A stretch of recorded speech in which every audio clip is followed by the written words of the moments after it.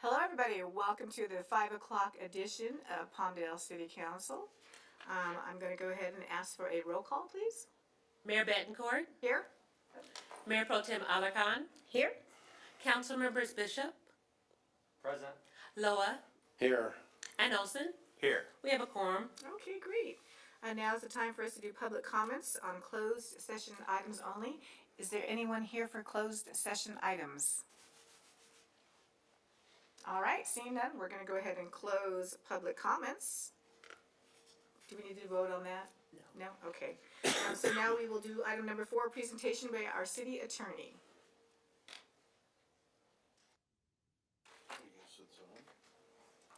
It is.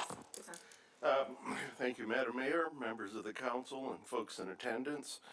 There are 4 closed session items or actually 5 that deal directly with litigation, 41245, and they are properly agendized and set forth on the agenda. The last item, 4.6, is a public employment closed session item. Again, it is properly agendized. And with that, Madam Mayor, you can adjourn to closed session. Go ahead and adjourn to closed session, and we will be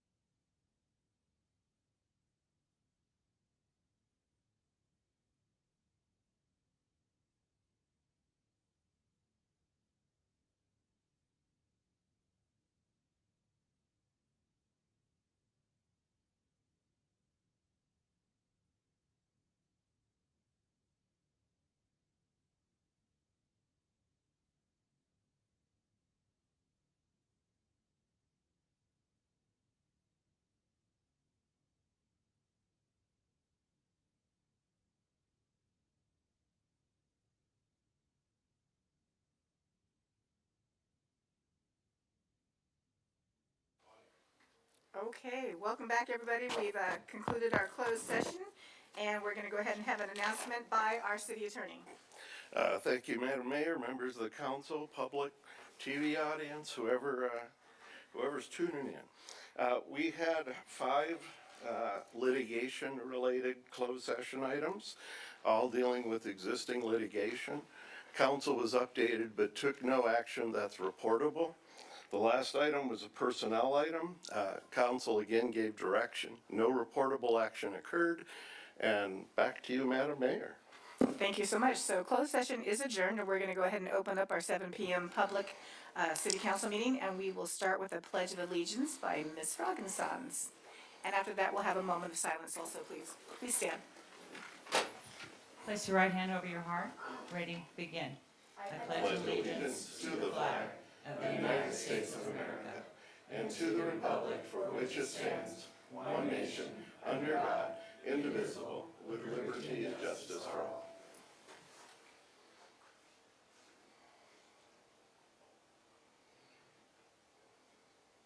Okay, thank you. And if we could start with a roll call, that would be great. Mayor Bettencourt, Here? Mayor Pro Tem Alarcon, Present. Council Members Bishop, Loa, Here. and Olson, Here. and Commissioner Fragasane, here. and Denny. Denny, aye. Okay, great. So that we can do electronic voting, could I please have the housing commissioners come up to the dais? And if I could just ask the city manager and the city attorney to step down for a few minutes while we get those items for the housing authority. I will gladly go in a moment. Okay. But we are recommending the council, not the housing authority, add an item to the agenda. To add an item under the Brown Act, you first have to make 2 findings. The first is that this item arose after the agenda was posted, the 72-hour posting that is normal, and that there is a need to take immediate action. In this circumstance, we believe both criteria are met. The city found out essentially yesterday that there is some environmental issues that could put at risk some of your businesses in town, your aerospace industry, very significant legislative and or statutory matters. The city has joined with a number of resources to communicate that they think this is not a good idea, in fact, resist it. A letter was sent out to that effect because basically there was a 24-hour clock on it. And that letter was sent yesterday. This is an opportunity to advise the council what we've done on your behalf, and so that you're aware of it and the community is aware of it. So with that, the Mayor Pro Tem has some elaboration, certainly. I don't know if we should delve into too much of detail, but I will move to ratify the letter of support from the city. It's actually a letter of comment. Well, that first was- we make the 2 findings. Right. To make this, so if we can get a motion to add it. Okay, so move to add the This item as item. an urgency item to our agenda based on the fact that this item arose subsequent to the posting of our last agenda and it requires immediate action. Second? And a roll call Madam vote. Clerk? Do you want us to use the machines, or do you want to do voice scout? Because it's not on the agenda Oh, at we this can't time, use it's an it. item that we're adding, I'll go ahead and do a roll call. Okay, great, thank you. Mayor Bettencourt, Yes. Mayor Pro Tem Alarcon, Yes. Council Members Bishop, Loa, and Olson. Yes. Motion passes. Okay.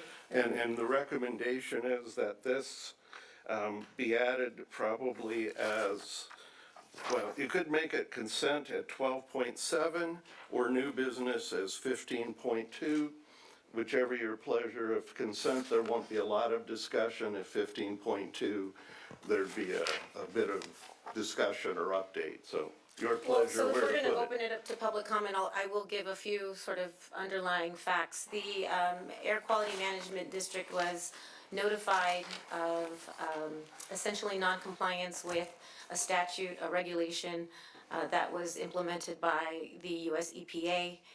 in order for us to preserve our legal rights to challenge that determination, we needed to submit this letter of comment within 24 hours, which is why we are taking this action tonight. So to the extent that anybody wants to comment on that issue, that's sort of the nutshell of it.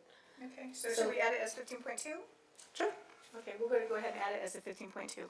Thank you, and now I'll move. Okay, thank you so much. The housing commissioners will come on up and have a seat. Have you guys been trained to use the new electronics up here? I haven't. Oh, okay. I just gave him a quick rundown real quick. How you doing? Good. The presentation. Oh, I do have a quick presentation to do too while they get These nestled in. screens aren't on. I'll have the IT help them with the screens while I go ahead and do a presentation if we can do both at the same time. Yeah? All right. So, let me come on down.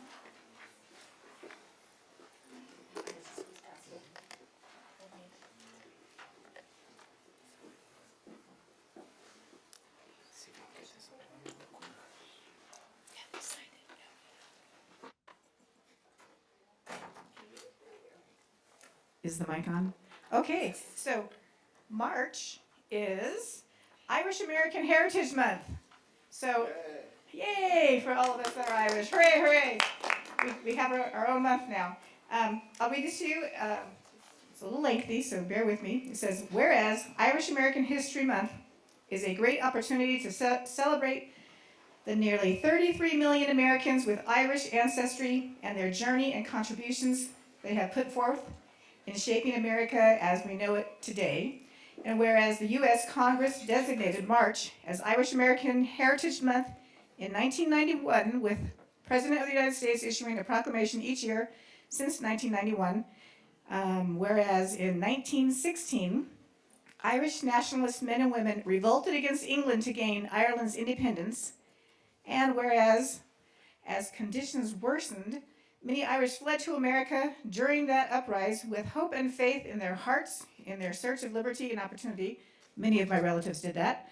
And whereas in 1921, Ireland was partitioned and the Irish Free State was created, and whereas nearly 1 in 10 Americans proudly trace their roots back to the Emerald Island, and whereas this month we recognize not only the overcoming of those obstacles by Irish Americans, but also the incredible breadth and depth of their contributions to American society, from the Union's edge over the Confederacy in the Civil War, to the intellectual contributions that have kept our country on the top tiers of accomplishments. Now, therefore, I, Laura Betancourt, Mayor of the City of Palmdale, on behalf of the entire City Council, do hereby deem it an honor and a pleasure to proclaim March 2023 Irish American Heritage Month and call upon public officials, educators, and all Americans to observe this month with appropriate programs and ceremonies and activities. And of course, probably one of our most famous Irishmen would be John F. Kennedy, if you guys remember who that is. So to accept this proclamation, who do I have from DAR? Come on up and introduce yourself. DAR stands for the Daughters of the American Revolution, and I'm going to let her explain why she's here today. Hi. Okay.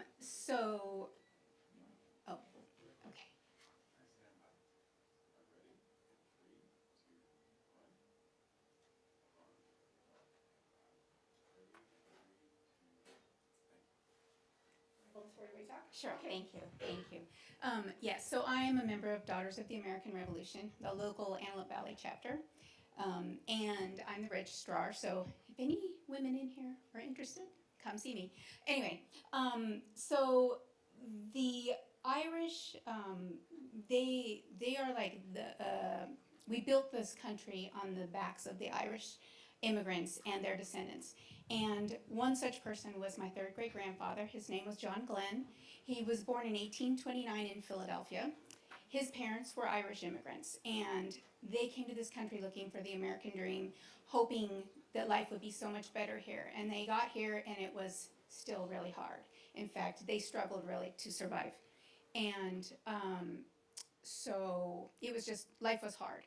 And when he was 19, he enlisted because the Mexican War had started, and he fought with the Mexican War. And then 12 years later, he volunteered again, and when the Civil War began. and he this time was an officer. So in the 4 years of the Civil War, he went from being a captain to being a colonel, and he, rose up through the ranks. He was in the Battle of Fair Oaks, where his brother-in-law was killed, and then he also fought at Gettysburg. And when President Lincoln made his famous Gettysburg address, there were also many other speakers that day, one of which was John Glenn. After the Civil War ended, he went back to Philadelphia, and he and his wife Eleanor had 10 children. He became very involved in Philadelphia ward politics, and they were mentioned many, many times in the society pages for things like having a card party, or he hosted weddings, or he would have, a funeral at his home. Also, if they went to the Jersey Shore, it was mentioned in the paper. It was a big deal. Anyway, he pretty much attained the life that his parents really wanted when they came over from Ireland. So, on behalf of him and my many other Irish ancestors, as well as Daughters of the American Revolution, I'm happy to accept this proclamation. Let's give her a hand. We probably have relatives, because my Irish ancestors settled in just outside of Philadelphia in Norristown, Pennsylvania. So we probably are somehow related. But anybody who likes genealogy, I've been a genealogist for almost 35 years. I urge all of you to do it. We have a good genealogy program over here at the Palmdale Library. Daughters of the American Revolution, or DAR, is a great organization to be part of. Also, they have Sons of the American Revolution. So, and children, it goes on and on. There's all kinds of associations. If you have a Revolutionary War soldier, patriot involved, you can join one of these organizations and learn a tremendous amount of information about your family and about American history. So thank you for coming, and happy Irish American Heritage Month. Thank you so much. Thank you.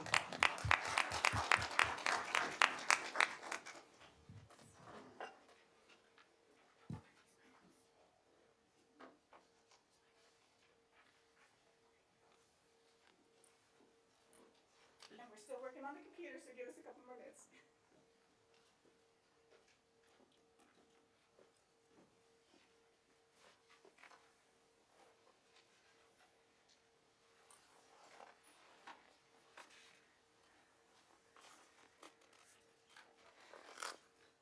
Sorry, I guess we should have probably done that earlier.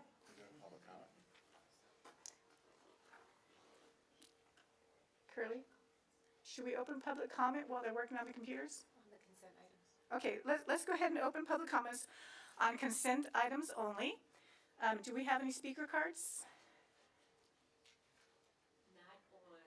Not on consent items? Not on the consent calendar items. Okay. Do you want to do the waiver of the full reading of resolutions and ordinances? Hey. Okay, I'll go ahead and make a motion to make a waiver of full readings of resolutions and ordinances. Oh, I have to push the button.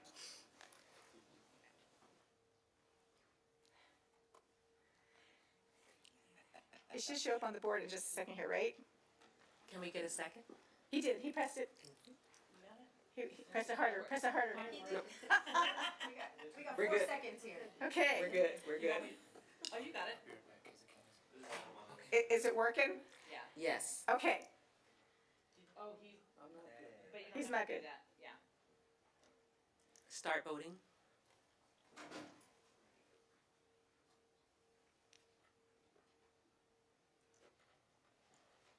okay, there we go. 5 yes, 0, 0, so it passes. Do we want to wait so Mr. Denny can use his computer or IT? So you want to open the public comment and then we had to close it. We didn't Oh, close it. I guess I have to close public comments, right?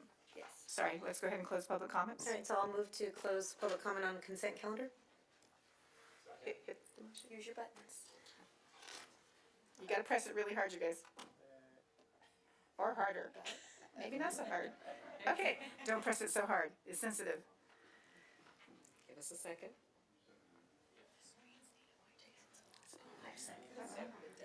5 second delay. Yep. Wait. Is it working then? Yes. Okay. We have to give it 5 seconds to populate without Without touching any buttons? Okay. without touching buttons or speaking into the mic Oh, or speaking, for it to remember. record. Or- It was picking you up is all. There you go. Go ahead and start voting. There we go. Now you may vote.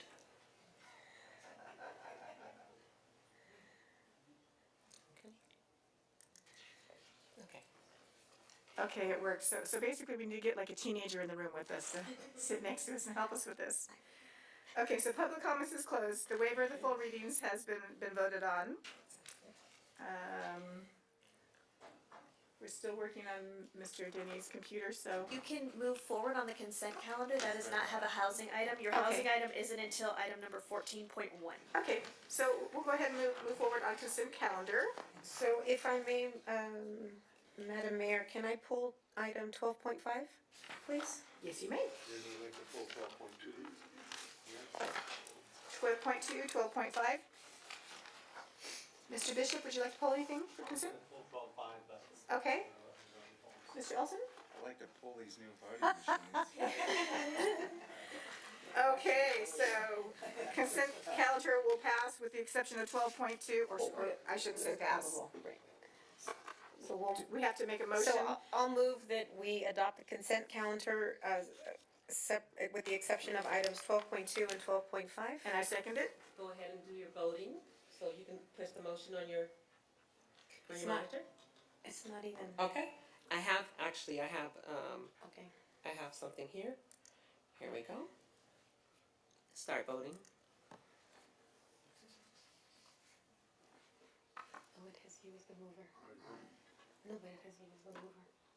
Did it It has work? you as the. Waiting for one more person to vote. Oh, okay. It's so confusing. Mayor Pro Tem? Mayor Pro Tem, I did, please. I pushed it. BG, gentle, gentle, Gentle. gentle. There you go. We'll get there. We'll get there. Thank you. Thank you. Okay, the motion carries 5-0. The advent of technology is supposed Okay, to make things more efficient. This is complicating things. Mr. Lowe, I believe you pulled 12.2? I did. Okay, go ahead. So you'll make a brief report. Basically, first of Your all, mic. is that, Is your mic on? I have to hit this? No, is it That? on? Okay, yeah, I can't hear you. No, push it. The lights are. It's okay, already good. Okay, good, good, good. Jeez. So this is the 10th West and 14, it looks like what we're talking about there is the off-ramp. In other words, going southbound, exiting towards the Antelope Valley Mall. Yes, I'll give you a little Sure, briefing on this. please do. Good evening, everyone. This is Lynn Glidden, Director of Public Works. I just keep saying deputy, I don't know why. So this item before you is to approving a consultant agreement with M&S Engineers to actually provide owner's representation services for us to help manage this project through the final design. This project is along 10th Street West from about 600 feet south of Rancho Vista Boulevard to around Avenue 08. The scope of the work of the project is to widen the roadway from 3 lanes in each direction to 4 lanes in each direction. And then there is also some minor ramp improvements that we will be doing for the on and off ramps. Okay, so it's going from the 10th and 14 Yes, so- north to 08. Yes, Okay, yes. and so it's good that this project is going to continue forward because that's an area that really needs a lot of attention and Yes, it does. break up some of the congestion, particularly around the holidays but even on weekends. So I'm glad you're bringing this forward. It's something that I think needs to be done. Yes, thank you. Lynn, do you know what the completion time of that project would be? So right now where the project stands is it's about 95% complete in design. We then need to go into the right-of-way acquisition portion of it, which is typically about a year to a year and a half process. Then we need to go into the utility relocation process, and at this particular project, you have some major Edison poles that will need to be moved. Okay. So with that said, we're saying about a 2-year process for that relocation of that, so now you're at 3.5 years out. Okay. Then construction of the actual roadway improvements will take place, and you're probably talking about a 2-year Maybe it'll beat the high-speed rail here. I'm gonna beat that. I am gonna beat that. All right, good. Okay, great. I move to approve the item if there's no other. Oh, I gotta do this, okay. Well, I'm pushing. Gentle, gentle. Anyway. Did it go? Yeah. Did it take? No, no. Because the second didn't pop in. Oh, There we go. So just so you guys know, we haven't used these computers since before COVID. It's been many years since we've plugged these in and actually started using them. So, And they're showing their age. while that happened, I second Councilmember Loa's motion. And now we can vote. No. Gotta be quick at the draw here. Okay, motion carries 5-0. Moving on to item number 12.5. So if I could just get a staff report on this, the reason I pulled this item is just because I want to highlight what an incredible program this is and the various organizations that have served to be beneficiaries of this program. Good evening, Mayor, Mayor Pro Tem, and council members. Before you this evening is consideration for adoption of the contract with the Wellbeing Lab for Cohort 2. In 2021, Cohort 1 of the Wellbeing Lab was established to prepare our community to be able to manage well-being in a better, more efficient way through community connections and through a community fabric. The initial Wellbeing Lab was about 6 months long. It results in a certificate in applied psychology. And it basically is a cohort of between 30 and 50 individuals that come together and we learn to struggle well together. Well-being is not necessarily about doing well all of the time. It's learning to cope and learning to struggle well. That's really what you bring out of the cohort. Several city staff participated, as well as several nonprofits, community groups, our sheriff's department, the city of Lancaster, the county, and it resulted in many of the projects that you see listed in the staff report that were very impactful in the community. We are before you this evening after considering an RFP and doing a vetting process to present to you the opportunity to do a cohort number 2 along the same lines of 35 to 50 participants from throughout the Antelope Valley that will participate in this 6-month program to learn how to first reflect on themselves and how they can increase their own well-being and then take that out into the community once again. Thank you for that report, Madam City Manager. I just wanted to specifically highlight, for those of you who don't have the benefit of the staff report in front of you, some of the programs that were beneficiaries of this certificate program. Welcome home ceremony for Vietnam veterans, the Healing Garden, a public park and garden space built by a cohort of veterans and other community members. The Senior Wellbeing Experience, a half-day experiential workshop focused on the mental, physical, and emotional well-being of seniors. You Women Matter, an all-day-long event offered to support women in our valley. Reinvigorating Entrepreneurs Workshop, a day-long experience of workshop amongst our entrepreneurs and businesses. The Zen Academy, Strong Families and Youth to work directly with our high school students. This is an incredible program. From what I understand, we have a waiting list already just on deck, excited about participating in this program. So I'm happy to support it. I know Councilmember Bishop, you wanted to. Yeah, is this an extension of their current contract, or we awarding them a new contract? This is a new contract that went through an RFP process and a selection process, and we will use ARPA funds to fund this I saw that. program. And there's only one other. One other respondent. Okay, is Lewis? Do we have Lewis on the line? He is not on the line this evening. Okay. Do you have specific questions? No, I just wanted to ask him how it was going because I know we were intrigued with what he was going to do last time. I believe he actually. No, I don't think he showed up in person. I think he zoomed in. He was Zoom. Yeah, but he's been showing up in person at the city. So yes, for the so events. what happens for this particular cohort and the last one as well is they will meet one half day on a Thursday or a Friday and then all day the next day for 6 months and then weekly via Zooms for 2 hours. This past cohort met on Wednesday evenings. And what came out of the first group of individuals was actually the formation of a nonprofit for the Wellbeing Coalition of the Antelope Valley. So they are moving forward, and this just builds upon that momentum to reach farther into the community. I've been through a lot of trainings in my career and I was a participant in this first program, and it's transformational. It is something that I've never experienced, and I've been through, the 7 Habits. I've been through leadership training through the League of California Cities, through the Institute of Local Government, through all types of different things. And this is not that. This is really working on the person to be able to then work on the community and have an impact so that we all can rise together in our mental health and well-being. Yeah, I think it's a good program. I was a little skeptical at first how it was going to work and how the outreach was going to happen. I still think we have a lot more work left to do as far as outreach. We're barely scraping the surface, but it was a good start from what I saw since we've awarded their first contract. I wanted to point out that this council's taken action to address mental health issues in Palmdale and Antelope Valley. And this is a program that directs itself to people who essentially are healthy, right? To keep them on an even keel, to keep their positive outlook on life.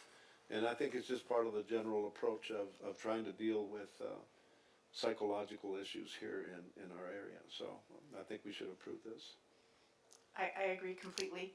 Just one more thing is that, when you say well-being, a lot of people think physical. There's a huge need, like he says, for mental health. And we don't know what struggles our neighbors are having. We don't know what struggles groups are having. To have a tapestry to catch us when we fall, to have someone to reach out to when we're suffering, that we feel safe, with our emotions with them is a huge benefit to our community. And we need more resources like this within our community. Wellness is not just physical health, it's mental health, it's community health with our neighborhoods and our city overall. So I think this is a hugely important program. So I think you've made the motion. Yep, motion on the floor. I second the motion.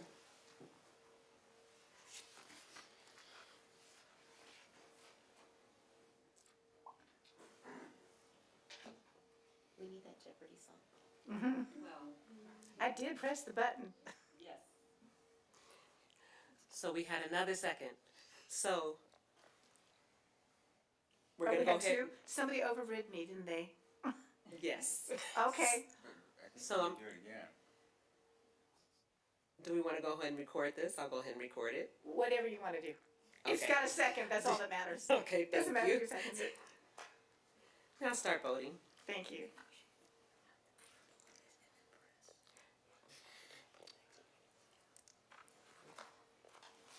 And that's a 5-0, motion passes. Okay, yay for that. All right. Now we're gonna go to item number 13, public hearing. 13.1 says approve a design and build agreement for an energy service contract with Schneider Electric for a construction term of 3 years, and determine this action is exempt under SEQA. Staff Reference Director of Public Works. Hello, Ben, welcome back. Good evening, everyone. Lynn Glidden, Director of Public Works. Oh, And okay. the clicker. Yes, I have a clicker, but I'm actually gonna ultimately give the clicker over to my consultant. So I'm just gonna give you a little bit of background on this project, and then the consultant will give you a little bit more detailed PowerPoint.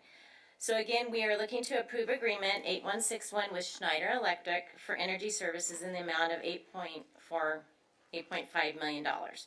We're going to approve the reallocation of this money from several applicable budgets that we have already budgeted. And from that, back in 2021, we went out for an RFQ process for an energy ESCO company to come in and evaluate all our buildings and facilities with regards to energy auditing. Through that qualification process, Schneider Electric was selected to conduct this audit. And after several meetings with staff, field trips, things like that, they have come up with a phase 1 list of projects that we are going to do. And this is the first phase of the projects that we are going to do. Several of the projects include HVAC units that will be replaced in several of our city facilities, lighting efficiency upgrades, and irrigation controllers. With that, the majority of this money for phase 1 is ARPA money that has already been budgeted. We're going to be looking at on-bill financing. And then also some of our CIP projects that have already been budgeted are gonna go help work with this.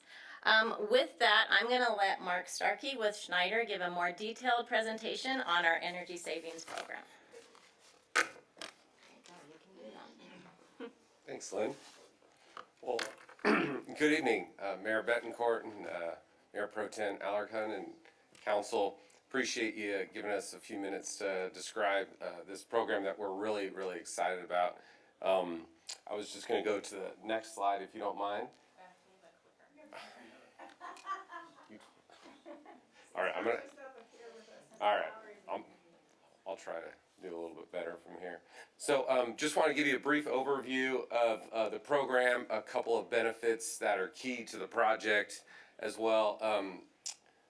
Lynn just described to you a lot of the scope of work, so I won't go into that detail too much, and then open it up for any questions you might have about the presentation or the project.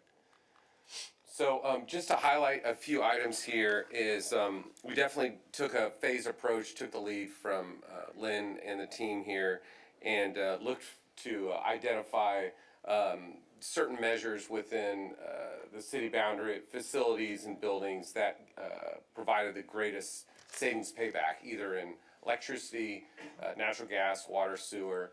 And so we're really excited about this project because it generates over $300,000 in annual utility savings. So it creates a new revenue stream within your utility budget. And another exciting item that I really like to promote is the fact that the team at Palmdale identified not only ARPA grant funds, but also a library grant. And so when you combine those two items, they almost come out to about $5.5 million. So when you talk about the balance of that, or about $3.2 million that come from 0% financing or CIP funds, with a $10 million 20-year savings return. You can see that net savings is $6 million. Really excited about the funding that comes back to the city of Palmdale. I was almost going to say next slide again, sorry.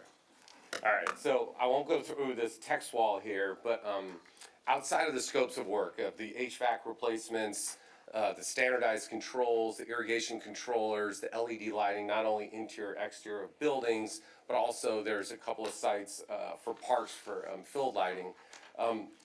That translates right into the health and safety of the community here in the form of indoor air quality, improved lighting that obviously has safety and security measures attached to it. And then we've really been able to improve the irrigation upgrades to much more modern smart irrigation control system. Right now there's kind of a bundle of different solutions out there. Some are obsolete, and so it's much more modern, easy to replace and maintain. And so we really locked arms with the maintenance group here and made sure that they're getting the type of system that they're familiar with, but there will also be a lot of training and support on it as well. Here's just some of the details on the exact amount of lighting and HVAC controls and other measures. We mentioned already that this is phase one. We did develop additional scopes that you see in that far right column, but love this phase approach. This is our first project that we've developed for the city of Palmdale, so we love the fact of getting familiar and building trust and developing a project, and a phased approach is definitely the way we prefer to partner with the city. This is just in the environmental impact. When you start talking about reduced kWh in the form of electricity or therms of gas, that has an environmental impact in the form of removing carbon and greenhouse gases. And you take those equivalents or reduced consumption, and it equates to, like you can see on the board, 128 cars removed from the road, equivalent to tons of greenhouse gases in the form of 597 tons. But even when you talk about the equivalency of trees and offsetting carbon, it almost equates to 24,000 trees planted. So huge environmental impact for the community. This just gives a savings overview when you're talking about $300,000 in reduction in utility costs. That's roughly about 14% of your utility budget, so pretty good piece of pie there. And then what you see on the far left is a line chart that just goes month by month for the 2021 calendar year. And then the green is what, after we complete construction, how your new performance year or your first performance year will look like after those measures are installed. This is just next steps. Obviously, we're here at the City Council, and if this project is approved and we get an executed contract, we put an assumption there that might take about 30 days, but we would then go right into a kickoff of construction, energy or equipment procurement, and go right into summer construction. It's about a year of construction from beginning shovel into the ground to the punch list and close out of the project. So we're talking a lot of work at a lot of different facilities in a pretty compressed amount of time, but we'll work with staff. We have a lot of site management and project management that will be here locally. And just one question that was asked of us last week of how many local jobs this would create. And so local jobs in the area are 46 new jobs that we created from this project. So I'll stop there and see if anyone has any questions or comments. Council, do you have questions? Austin? Sure. All right, so this is to approve a bid in the amount of $8,491,000. That's correct. How far does that take us? You say first phase, and I see a long list of all the different projects here in our staff report. Does that cover everything? Well, it depends on what section you're looking at in the staff report. This is roughly about 40% of the developed scope that we basically designed in the last 12 months. So the staff report, there's two tables, right? One for the first phase. Yeah, so the first phase is 8.6 million. The total project cost when we first got their energy audit was about $16.9 million. So we have to break this up into multi-year phases. We're probably looking next year, 23, 24, and then also 24, 25. Okay, so this is just shy of half the project. Yes. So that covers, does the 8 million, does that cover your consulting and all of Yes. where we've gotten to this point? Yes. Okay, and these projects aren't unknown. A lot of schools and other government organizations have already done this. They've changed out their lights for LEDs and more efficient heating and cooling units. Like, the idea is that you save money over time on the utilities, and it pays for the new equipment, and it's better for the environment. I get that. Are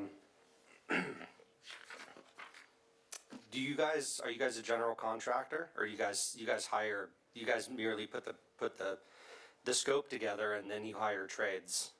How does that go? 100%. So we go through the bidding process just like you would as a city, where we have qualified subcontractors that are familiar with working in buildings, in public contracts, in public sector, so to speak. And so all of those have been vetted, competed, so we get the best price, the best scope, and they're already equipped with labor teams ready to go on the construction. So you act like a general in that sense, where and that's, you hire multiple companies, and that's how you get all the work done at such a short amount of time. We're a general contractor for energy services projects. Correct. Okay. And obviously all those contractors pay prevailing wage and so on and so forth. And we will, on certain ones that are not funded with ARPA funds, they will follow the CWA, the community works. Yeah. Okay. Mr. Loa, do you have any questions? No, I'm fine. Thank you. Andrea? Thank you. So first, I just want to say thank you for coming here in person. I know you had to navigate through the storm to be here in person, so we do appreciate your physical presence here. But I also want to thank you for your long-term commitment to our community. This has been a project long in the works. As Councilmember Bishop mentioned, there was like over a year in just the sort of analysis component to this. But what I do want to, look, this is a win-win project from what I see. You have already committed that you're going to use, in terms of your subs, your subcontractors, local sources, local jobs. And so when I posed the question, how many jobs? 46 jobs. That's a big deal. and that will have a sort of a trickle-down economic effect in our community. The $10 million cost savings over the course of the life of this project is huge. But if you look at the extent to which all of the projects you're gonna be working on, they essentially touch every facet of our city. I mean, you know, parks and our municipal buildings and so on. I mean, you really will be transforming sort of the air quality, just the overall experience in our city. So I commend you for all that you've put forward, and I'm excited to see this come to fruition. So thank you again. You've got my support. And we know you've been here all day. Thank you for waiting all day for our council meeting. It's been cold and chilly and windy and snowy, and again, thank you for being here. Mr. Olson? I just have one quick question. What is the lifespan of this project? 20 years. 20 years. Okay. Yeah. Anybody else have any more questions? I think that's it. Okay. If not, I don't know, we don't see it on our. No, I think We we have have to open it up for we have to public call for public comments now. So do we make a motion to call for public comments or just open it up? Okay, so let's go ahead and make the motion for public comments. Anybody want a second? Move to, oh, you moved it, okay. Okay, that's what I thought I was doing. All right, who do we have for public comments on this item, on the public hearing? Anyone? I do not have speaker slips for this item. Okay, well then we'll go ahead and close public comments. All right, so I will move that we approve the staff recommendation on this item, but I don't see my motion Okay, you know button. what? I'm gonna withdraw my motion, I'll let you make the motion. And I'll second the motion. We did it right this time. And now we vote.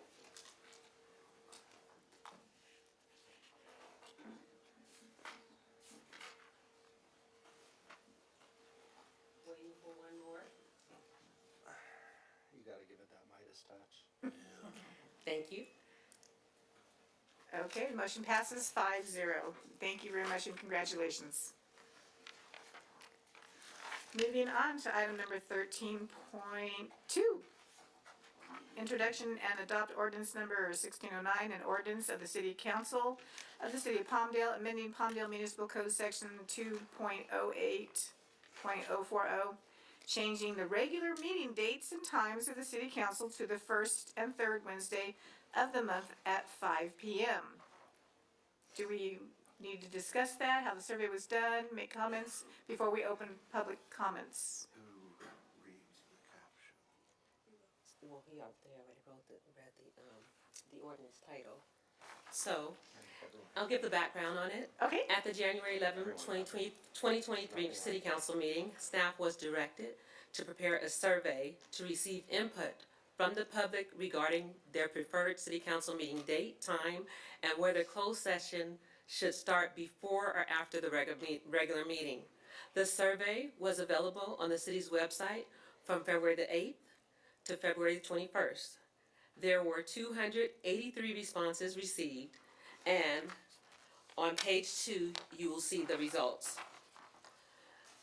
The most preferred day was Wednesday at 68%. As far as the time to start, it was at 5 p.m. at 45%. And the time to start the closed session was after the public comment at 50%, after the public meeting at 50%. Those were the results.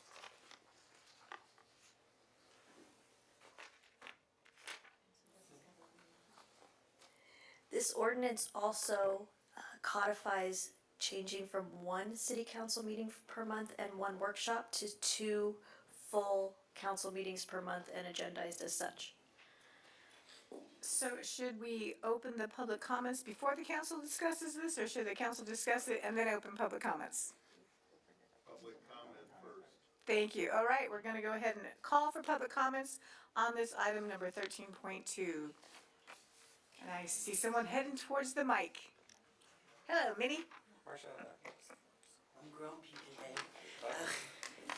My name is Marcia and I live in Palmdale. I am very much in favor of this. I am a go to bed early kind of girl. But we have a community, and I'm hoping that having this earlier time will encourage some of our citizens, a bit more of our citizens, to come to the meeting and learn how our city works. Thank you. Do we have any other speaker cards? No more speaker cards on this item. Okay, anybody without a speaker card that wants to speak on this item? Okay, go ahead and close public comments, and now we as a council can go ahead and discuss this. So I just need a point of clarification. Is there a formal staff recommendation on this? Because there are noted 3 different questions in the survey, but 2 references in our staff report. So is there a staff recommendation as to all 3 items, or just the adding of the codification of the second meeting and the 5 p.m. only?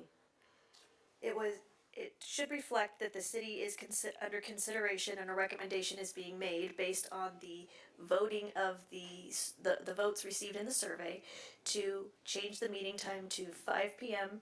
on Wednesdays and also have 2 regular meetings in lieu of a meeting and a workshop. But we're not being asked to take formal action on determination of when the start time for closed session. You are not. That is at council's purview.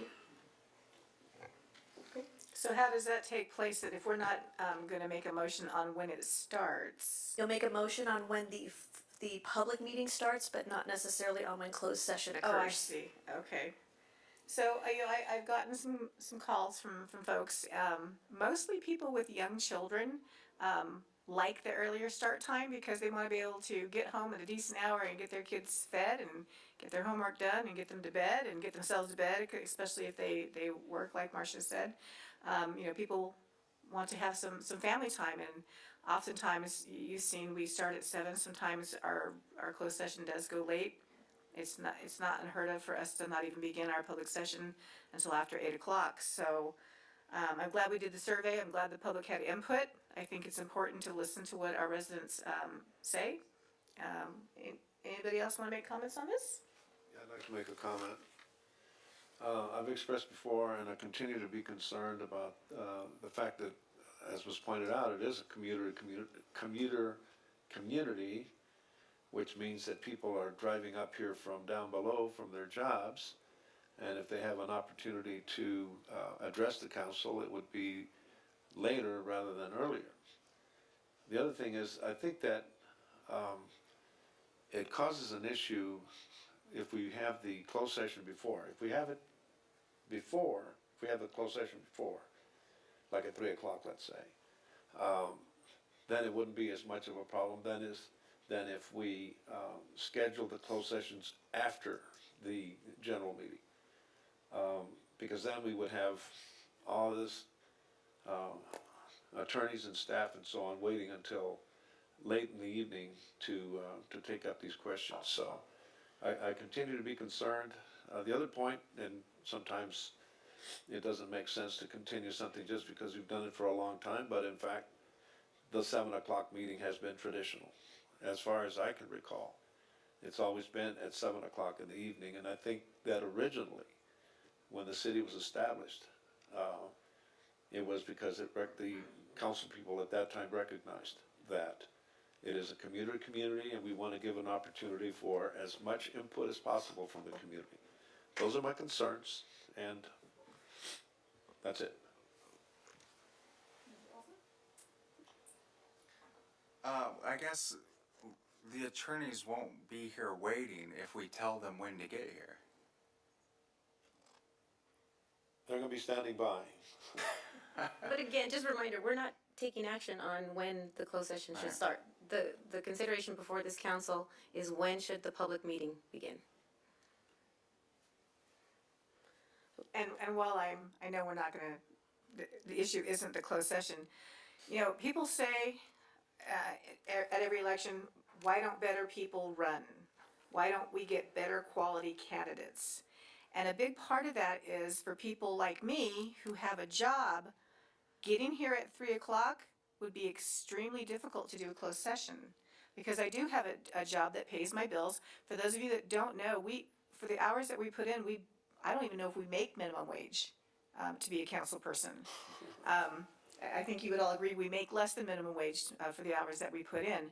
So when we're always asking for quality candidates to run for commissions and committees and for council, but they have to be able to support their families. They have to be able to put food on the table. And asking people to be here at 3 o'clock is almost like asking them to give up their day jobs. And unless we, ever agree to go to a full-time council like Los Angeles does and pay their council people a living wage, that's almost an impossibility. So that's why you see in a lot of councils throughout the nation, a lot of retired people, other people that, are maybe stay-home moms, whatever the case may be, that they don't have to be at a job at a certain hour. I'm not self-employed. I work for an employer who has a set schedule for me to be there and a set schedule for me to go home. And if we have to be here at 3 o'clock, we're going to have a conversation with my boss, who I think is outside actually right now. So I don't know if he's listening or not, but I just wanted to bring that up, that we want to make the political process available to everyone. And that if you start too early, you're going to get a lot of people that want to participate in civic activities, but can't because they actually have to go to work. I think I would agree with that too. I think we'd all agree that 3 o'clock to start city council, closed session or not, it's just too early in the day. This is something we're not gonna make everyone happy. Everyone's got different schedules and different lives. It's not a one size fits all, but what if we split it? What if we do, the first meeting of the month, we start at 5, the second meeting of the month, we start at 7. And the first meeting, we can do closed session after, and the second meeting, we can do closed session before, and it gives the people who can't make it an opportunity to show up to the later meeting, and so on and so forth. It just gives us a little bit more flexibility, having those two different starts times, and then there's only one meeting where people would have to stay late from staff. Potentially, it's, it kind of speaks to what Richard speaks talking about, and Laura and Eric, and, is that something we can do? We can have the two different start times so it accommodates everybody? So if I can just chime in, from what I remember at our last meeting, and the whole sort of impetus to this conversation was the response to our first survey. Our first survey was implemented, and we got a limited amount of feedback on that. We heard from our residents via public comment that they had some severe concerns about us moving forward in adopting new times and new dates for meetings, and they were asking for an additional survey with very clear and concise questions. And so we responded to the community and we said, absolutely, because we were having this conversation at the dais, well, what if we do it, one day this time, one day that time, and it became a convoluted conversation. And so we were in the position to heed the public's concerns. We respected that. Our staff implemented an entirely new survey with very clear questions. We got the feedback, and I think the public is resoundingly clear about what they prefer. The majority prefers 68% Wednesday, 45% prefer a start time of our public meeting at 5 p.m. I know that there's conversation at the dais in terms of what we do in terms of closed session, but in what is before us are those two matters, and we asked the community to respond. They did so, and your voice has been heard, and I'm happy to support the voice of the community and move the staff recommendation to codify 2 city council meetings, both of which start at 5 p.m. Yeah, and I agree. I think that the consistency matters. I think for our residents, they don't want to have to figure out, is it the first Wednesday or the second Wednesday? What time does it start? I think having consistent meeting times is very, very important. And you know what? We can try this for a while, and if it turns out that the public changes their mind and they don't like it, they will certainly let us know, because our public is not shy. So This is not a resounding number of participants in responding to this, 283 persons. We have had sometimes 200 people involved in participating in a city council meeting, more, sometimes spilling out into the parking lot and across the street there. This is not a resounding number of responses. I don't think this speaks for the community. So my concern remains, and I think we should just leave it the way it is. I believe that Mayor Pro Tem has a motion on the table, and I have seconded that motion. Yes. Anybody else want to speak before we vote? Yeah, I'm not against a 5 o'clock start time. My main concern is just making sure people can make it here early enough to participate. That's the number one concern. Mayor, can we open for public? We already did. We already had public comment on this. We're not going to reopen at this time. Thank you. I'm You sorry, know, Mr. Olson, go ahead. I'm okay with trying it because we have the ability to change it later. Of course we do. I'm wondering if the compromise should be 6 o'clock, split the difference. If we decide that we want to do an hour of closed session before that 6 o'clock, we can always re-adjourn to closed session if we don't finish all of our business then. But with these numbers, I think we should at least give 5 o'clock a try. If you have a, is that what you're saying, give it a shot? Because Give it a it, shot. I We mean, can it gets set in stone in an ordinance, and then, we have to go through the whole rigmarole again. But anyway. Well, we asked for public input, public gave us their input. If we don't follow the survey that they filled out, then we're not listening to our constituents. To So- a very tiny fraction of the Right, constituents. and we've had some council meetings where there's been very few, we've had council meetings where there's been very many. Yep. So, you know what? We have to show that we are listening to the surveys that they've provided. Let's try it. If it doesn't work out, they will truly let us know. Okay. So I will call for the vote.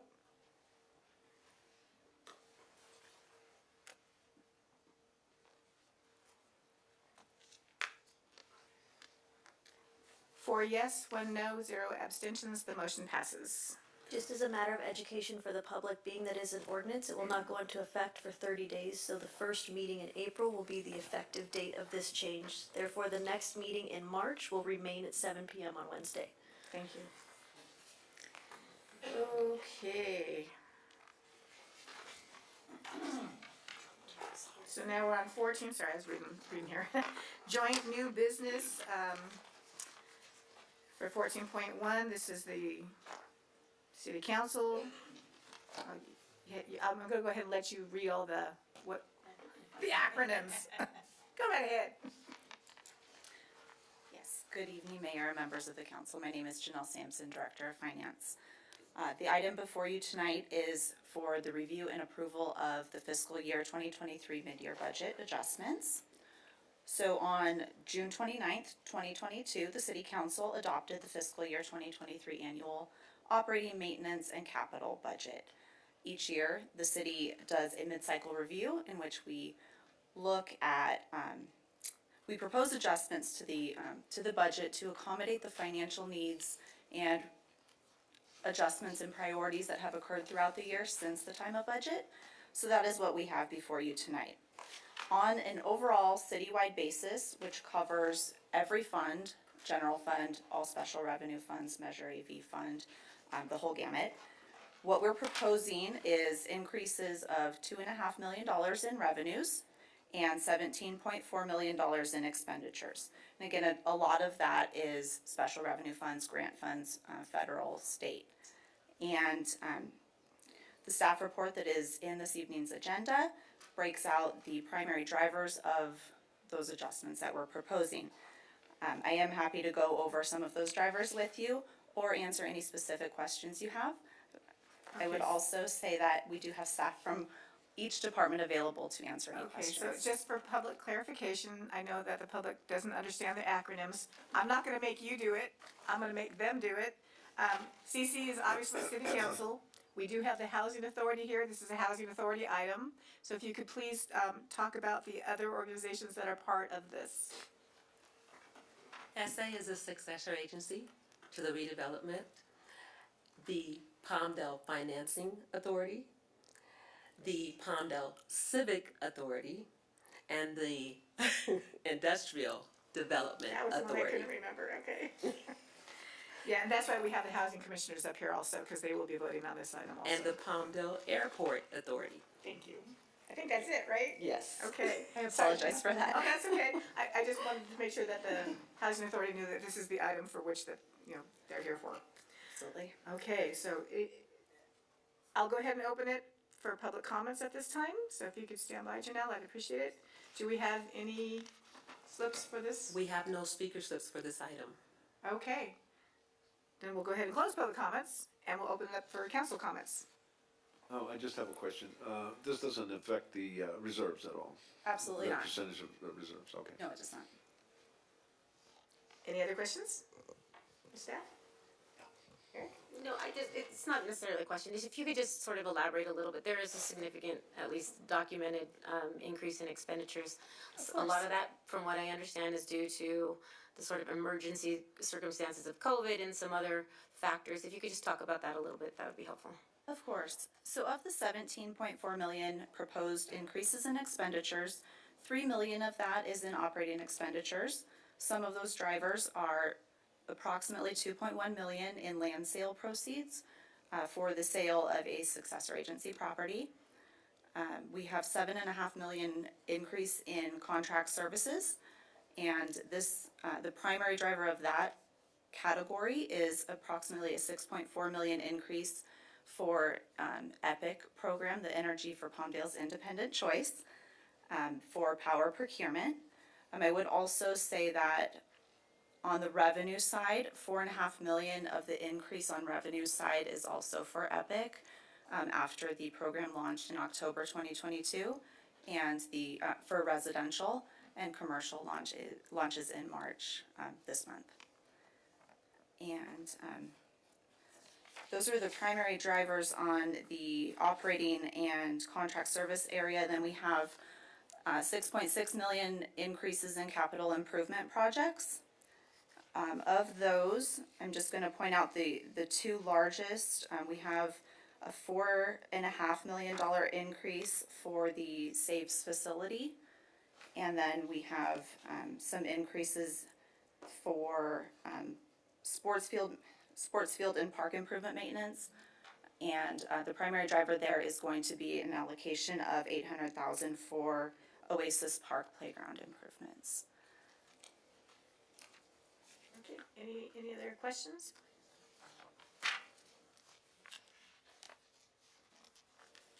Austin, did you have questions? No, I'm just looking it over. Your mic was on, so we thought maybe you had a question. Okay. How about Housing Authority members? Any questions? No? Okay. I guess we're gonna go ahead and call for the vote. I will move to approve the proposed Oh, yeah, 2023 mid-year budget adjustments. And I'll second it. We've already done that? Yeah, it's not a voice.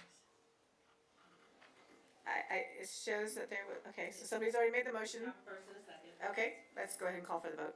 One moment. There we go. Start voting, please.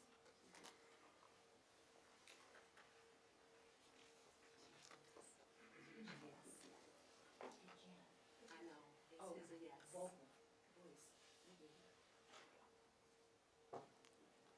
My vote is yes. So that's 7 yeses, 0 nos, and the motion passes. And we can adjourn the Housing Authority. Thank you, you guys. You can step down, and we can have the city manager and the city attorney come back up. If you feel you kind of like sitting down there, you're welcome to stay. Okay. The next item will be item number 15, new business. 15.1, discussion and possible direction regarding city security and surveillance systems. Staff reference will be City Manager Perez. Good evening, Mayor, Mayor Pro Tem, and Council. I would like to have a discussion this evening regarding the potential for city sponsored or city allocated security systems, surveillance systems. There appears to be some concern for safety among the council members, and I thought it would be best to have this conversation transparently in front of the public. So there have been several instances where council members have been approached or in other ways feel threatened by certain members of the public for their own safety as well as staff in recent weeks. If you've noticed, we've already taken some precautionary measures here in the chambers with wanding, metal detectors, and things of that nature. As a general update, I'd like to also make mention that we have released and received back the RFP for the city's security cameras as well, which is the phase 1 of our security implementation process that we are going through, as well as key card access for our building. We anticipate bringing that back to council for formal award in just a few weeks, and so we can get going on the actual construction of that.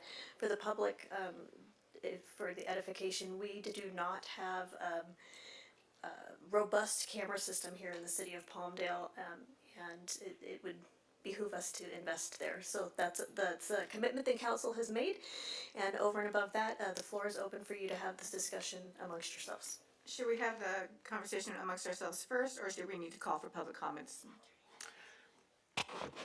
It's always best to hear from the public first because that may help your deliberations after. Okay, do we have any public comments for item number 15.1 regarding city security and surveillance systems? No speaker slips on this item. Okay. Come on up. Good evening, folks. Thank you, City Manager, for bringing that up. For me personally, in the meetings that I've attended here, I won't say the name, but I'll describe it. It's a special interest group that comes in here and feels they can behave in a way that intimidates some folks, including our consuls. To the more specific, a gentleman came up here and expressed it to a sheriff that was standing here at the time, stood behind me, entering, the last gentleman to come in here, and brought out a knife and started scratching the 6-foot proximity on the floor. It went on deaf ears. I had to make multiple phone calls, and finally somebody listened, and I hope and I support that whatever this investment is on new security measures, both for yourselves and the public, goes into effect, and really hear from the public. And I do believe, because I also bring my children here, and because they want to learn how the process works, having security outside and the scanner is effective, and it works, and it should be implemented sooner than later. Thank you. Thank you. Anybody else wish to speak? Come on up. Madam Mayor, Council, I was not planning on speaking this evening, but after hearing our city manager's comments, in today's society and in today's world, it is sad that we are living in an environment that requires a pat down to attend a city council meeting, or a wand, or a camera. But listening to what we just heard is true. Today's society, we do need cameras. It's unfortunate we need to put cameras in some areas just to see who's dumping the garbage out on our roads and our streets and in our communities. But I guess my feeling is I enjoy my freedoms, and sometimes we need to overlook some of those freedoms for your safety and for the safety of our team here that runs the city, the same as the safety of our law enforcement. I know I can't walk into a sheriff's department without having 48 different angles of me taken at any given time. So if that's what is required, I would support that immensely. Thank you. Anyone else wishing to speak on this item? Okay, I'll go ahead and close public comments on this, and we'll open it up to council for comments. So, thank you, Madam Mayor. I specifically requested this item be added to our agendas in light of the escalation of political violence nationwide. I think it's incumbent upon us to have the conversation, not just for our own protection as members, but for the protection of those who come and want to participate in this democratic process, but also for our city staff. You know, when I hear stories of members of the public impeding our city staff, ability to get into city offices or following them in other public venues, that's a concern, and I think it's important that we do all that we can to ensure the safety and protection of our city team, but of course, all of those who come and participate in our council meetings and other commission meetings. So I don't know that there is a specific action to be taken tonight, but I would ask of my colleagues if we could join in directing our city manager to come back with some more thoughtful ideas on how we protect these chambers, how we continue to protect our city personnel, not just in this one municipal building, but in all of our municipal facilities, in the parks and everywhere. Just a thoughtful sort of citywide perspective on what we could do, you know, like a wish list, what we could potentially implement in terms of safety measures citywide. Just a report back. I don't know that there's any action item. There's no contract on the table right now. And there's, you know, I don't have any like bright ideas on how we do one thing versus another. But I think you and the team and the department heads understand sort of the scope of the issues and what we cannot do, what's feasible, what's not, what's within, you know, budgetary restraints. So if you can sort of take some time to think about that, come up with, you know, proposed ideas, and we can contemplate which, if any, are worthy of further consideration. Yeah. So we did do the citywide evaluation of security, and like she says, that's going to be going, it's already, the RFP is already out, I believe, on that. The RFP. Because The RFP's actually closed, and a vendor, I think, has tentatively Okay. been selected to be brought before you next month. Because I just want the public to know that the city of Palmdale takes public safety very, very seriously. And not just for the safety of the council, but the safety of all of our residents who use a park and ride, a business. If you want to shop safely, we believe in Palmdale, you should be able to do that. But we also believe that the council should be able to conduct city business in a safe environment, and people that come to the city to participate. It's a fire station. Sorry, it's okay. It's okay. It's okay. No, it's okay. It's just the fire station. It's a kind of weird topic that the lights and sirens are going in the background here. But for the people that want to come and participate in our public comments and our public forum here at City Council, it has to be made safe. And we do live in a very, very strange time where violence seems to be at top of the mind of many people, and that is not the answer. So I welcome her idea to make our city safer, make our residents more comfortable coming to our council meeting. And again, this goes back to what I said earlier, where why don't we have more people run for public office? If you think you're threatened, or they're going to come after you or your family or your friends or your neighbors, who's going to want to participate in the public forum and run for council, run for a committee, run for a school board? We have to make sure that people are safe when they're doing the public's work. So I honor her request, and I would like to ask Rhonda to go ahead and move forward with her motion. Is what you guys are currently looking at, and probably the consultant, I know it's too soon to tell, is mostly surveillance and camera systems? I mean, set aside from the PSO or the public safety officers, other than ramping or beefing up that department, is that pretty much what we're looking at? So what we're considering right now is obviously a camera system, as well as key card access and entry for our employees.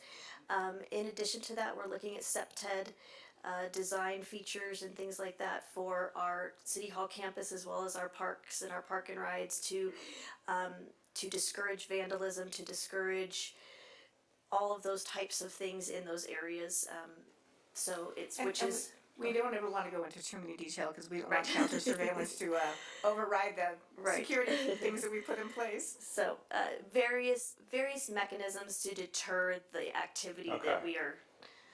Yeah, because, I mean, years ago, during my first term, I was asking for surveillance cameras, and Laura remembers that, and we had an uphill battle at the time, because we were told by the staff at that time that, okay, we can put cameras up for you guys in the parks or the common areas, which, in my opinion, we do need, at the very minimum, cameras surrounding City Hall. There's been a number of incidents over the years where we could have needed to go back and say, oh, what happened? Well, we'll look that up on let's find out what happened right outside City Hall, and we couldn't do that. But the main thing that they're telling us, and I think Laura can verify this, is they said that if you put a camera up as a government organization, you need to keep all that footage on on the cloud or downloaded for like 6 months or something like that. And it's very costly to store all that footage. It's 1 year, I believe. 1 year. And that was the biggest issue at the time with putting cameras up, is we have to store all this footage, which costs thousands of dollars. And the better resolution the footage, the more space it takes. Do we have a option for, I just don't want the city to spend a ton of money on. I strongly suggest you go to the Attorney General's website and find out what the requirements are under the guidelines through the state attorney's office on keeping surveillance on American citizens. That's all I can say, because, you know, of where I work, but. We're looking at that. We've had some spirited conversations amongst staff and leadership and about what this exactly looks like. So whatever plan we come back with, we'll have the required retention identified within the plan. And we haven't agreed that we agree to 1 year yet, but we're looking at it. So there's a big difference between keeping surveillance on criminal activities versus non-criminal activities. Matter of fact, the city to the north of us just purchased 50 flock cameras, for which they'll be maintaining data for those systems. So criminal acts versus non-criminal acts are completely two different things of how long you have to maintain those videos. So I'll let the experts, I can't get in the middle of it since I work for the Sheriff's Department, but let's make sure we do our homework. Keeping video should not be a deterrence to us having cameras. I've been asking for cameras for the city since 2009. And I jokingly said, you know, one day you're going to find my dead body in the parking lot and you're not going to know who killed me, because we don't have any surveillance cameras.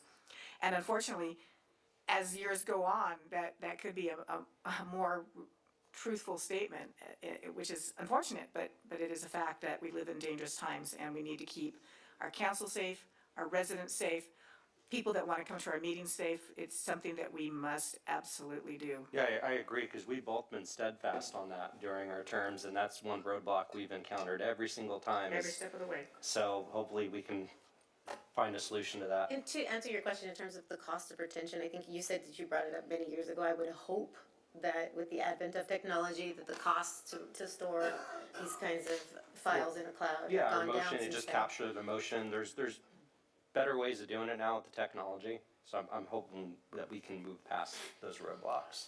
Mr. Bishop touched on an incident that took place here, and it was very unfortunate. It placed the city of Palmdale in very bad light. And we did not have the wherewithal with surveillance cameras that could have shown what actually happened, which ultimately was determined that it wasn't as it was initially portrayed around the world. Yes. And it would have been very useful to have that in Ponce de Leon Park and around City Hall. The other thing is, very often you see staff members walking around the park. And I think it would be helpful and increase the sense of security for people who are using the park and the surrounding areas if there were surveillance cameras. So I think it's a good concept. Let's see how much it's going to cost, and we'll move forward. Okay, so do we have to make a motion to? Just direct. Okay, so we'll just give you the I direction. understand the direction. Okay. Thank you. Okay, now we come to item number 16, and this Actually, Madam Mayor, we added a point 15.2. I do apologize, thank you. So it's in reference to the ratification of the comment letter submitted on behalf of the city of Palmdale to the US EPA. I will move to ratify that action. I'll second it. Or not? We're not using this because it's not on the Oh, agenda. that's true, good point, good point. Okay, I put it on the agenda. Oh, you did? Okay, go ahead, you wanna make your motion? She's quick. Just waiting for the second. Have a second?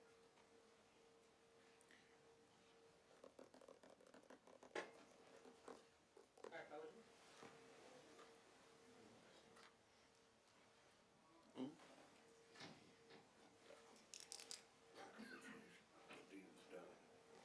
Okay, it's 5-0, the motion passes, and so, that letter will be, or has already gone out, we're just ratifying the letter, if that's correct. Correct. Thank you. Now we can move on to item number 16, public comments on non-agendized items. Do we have any speaker cards? Yes, Who's the first speaker? we have Dr. Coronado. Okay, that's fine.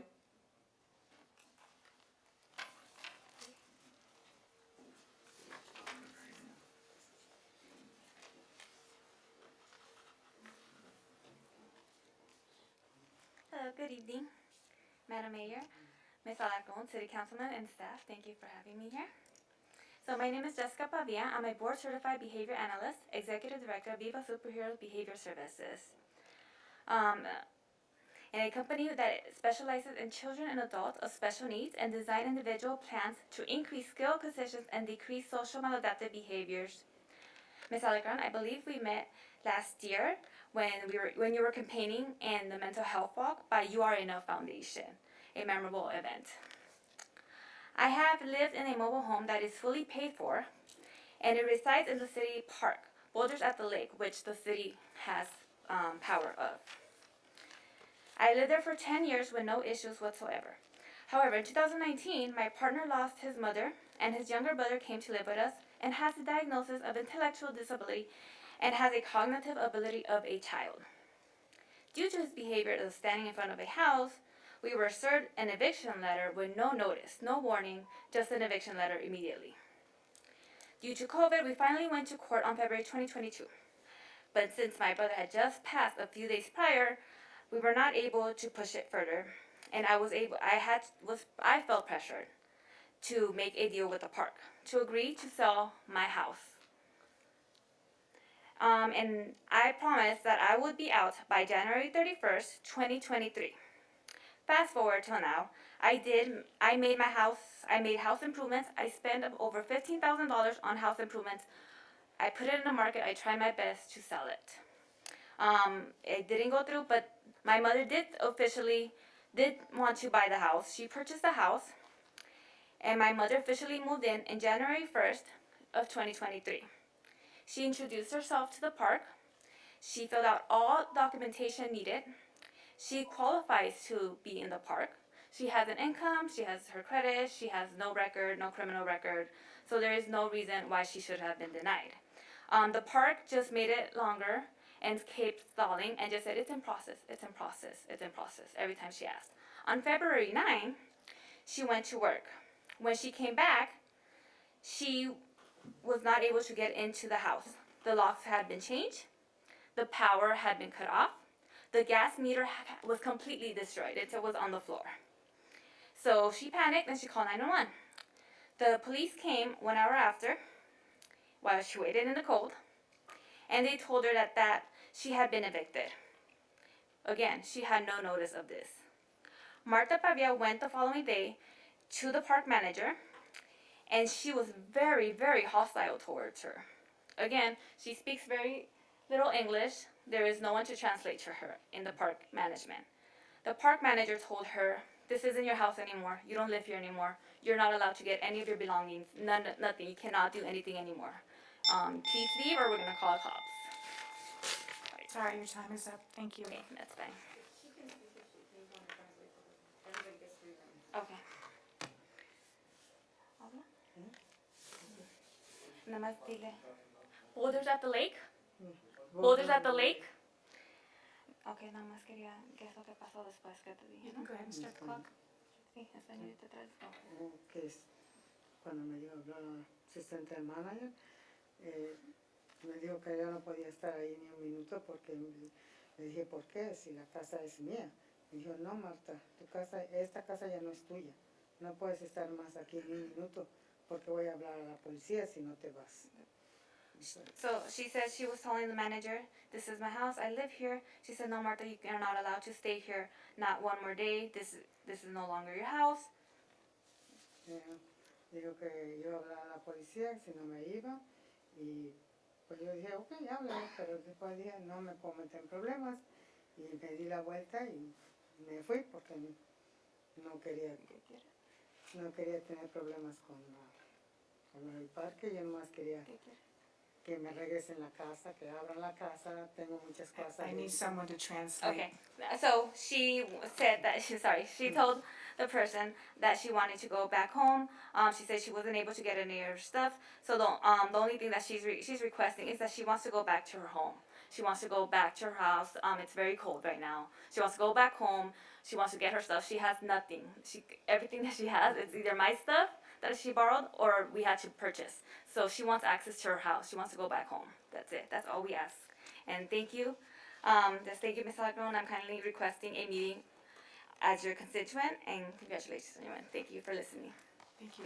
And Rhonda, can you get her information and give it to me, please? If you could just write it down, and then she'll make sure that I get it and we can talk. Okay. Thank you.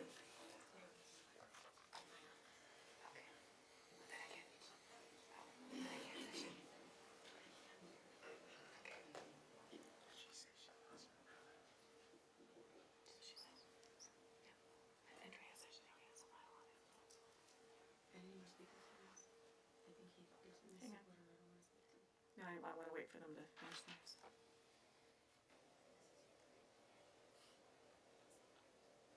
Do we have additional speakers? Yes, we have Dr. Coronado, Agents of Change. Welcome. Mayor, congratulations. Thank you. You've been through a lot, and I'm very, very proud to stand before you. I'm very, very proud of you. Thank you. It's nice to see you. Nice to see you too. Been a long Bishop, time. just one hell of a guy. Really appreciate you, man. Mr. Law, I know you've been going through a lot lately. Power shifting. Keep the spirit, sir. Ms. Alarcon, I have not had the honor. Your father was an inspiration to me. I come from his district. I was in foster care in San Fernando, and he tells a story about the crabs, and you can remind him of that, and how crab wants to get out and they get pulled. Eric, one of my students suggested that I invite you to one of our events, and I wasn't sure about you, but I went and told the student to have you come to the event. Gustavo Camacho hosted it, and she's at Temple University now. Rhonda, congratulations. Think you're doing a hell of a job here as city manager. Mike, overall, we have a good relationship, but I'm very disappointed the way you treated Jessica. This week, last week has been very hard. I got a call of a teacher abusing egregiously special needs children. And then I got a call from a former CAC member who's being bullied by the sheriff captain in Lancaster. And then I get another message from another member from the CAC who is going to be sitting with the Internal Affairs because she was being abused by the sheriff captain in Lancaster. And then this week I get a call from Jessica again that this issue has not been taken care of. And it's very concerning. This time am putting my baby to sleep. And I don't think, Bishop, since you've been elected, or any of you been elected, I've ever taken the time to come over here and address this issue, this concerning issue that happened to Jessica. I'm strongly encouraging all of you, who I know personally, with the exception of Ms. Alarcon, but I love your dad, so that gives me a special connection to you. He's always been an inspiration. And the reason I run for office is because usually there's not viable candidates. And I get my butt whooped every time, but when we have the resources, it's very difficult to get somebody like me elected who is a truth teller. So I'm here this evening to ask you, Ms. Mayor, and specifically Ms. Alarcon, because that is your constituent, to please support Jessica. And we just want to know the steps that we're taking, the due process that we're taking, because what they did to this lady, my former student, Jessica, is egregious. It's horrible that you would use your resources as staff to send in the sheriff's department and forcibly remove this family from their homes, specifically when we're talking about spending over $275,000 about caring about mental health and well-being. Her mental health and well-being is not well. And I'm asking Mr. Alarcon to please set up a meeting so we can make sure that that process is being followed. And if the process was followed, then you're not going to hear from me again. But I think this is an issue that we could deal with because it's concerning, and I wouldn't be here if it's not egregious. Just like I shared with you the issues that I'm dealing with the sheriff's department, also the school district in Antelope Valley Union High School District, you name it. If it's egregious, I'm there. This is egregious. Thank you so much, Ms. Mayor. I really appreciate your time. Congratulations to you. Once again, I'm very proud of you. And congratulations to you, Eric. Wonderful. Mike, you did not return my call. I'm very disappointed. And Ms. Perez, Rhonda, I hope to meet with you regarding this issue at the direction of the mayor and the city staff. This is egregious, and I wanted the public to know. I didn't want it to get this way, and Mike could have really prevented it. And it's true, this is the first time he's ever come to our council meeting. I was very surprised to see you here. I'm sorry it's under these circumstances. Me too, Mayor. And thank you, and your thought is really appreciated. It's an inspiration. I go to my baby now. Okay, do we have? Jean Hernandez. Eugene, come on up. First of all, I'd like to thank the mayor, Laura, to speak out about the issue of the homelessness and the proposal to have Santa Monica send its homeless here. I think that Palmdale has taken a good stand against the harebrained idea of carrying Bass to transport Skid Row to Palmdale, you know, and I'm glad you spoke up about this proposal from Santa Monica to bring homeless from Santa Monica. Are they a better class of homelessness because they've live by the beach? I don't think so. I also like to say that as I graduated from the Palmdale Academy, and all your city employees were great, except for the finance director, who deemed that we were not important enough to have made a presentation, and a very hostile presentation by your HR department, who was very, very rude, and did not provide us with the information that we requested as to the ethnic breakdown of your city staff. You know, that brings me to the point that I brought to her, that she just sneered at this idea, but I think the city of Palmdale should sponsor a tribute to George Floyd this May. This is a significant issue that occurred that has affected us throughout the nation, and I think that we should have at least a panel discussion inviting community leaders in this city to discuss the impact of the murder of George Floyd.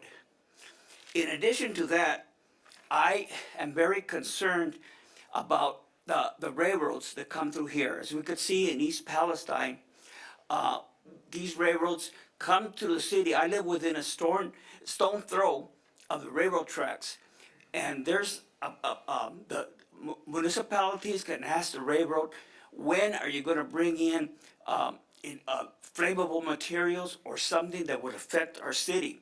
There's been 1,000 railroad wrecks in the nation, and we could see what happened in East Palestine, Ohio. We should be aware when these railroad trains come carrying nuclear waste or pesticides that could have an accident that could affect us.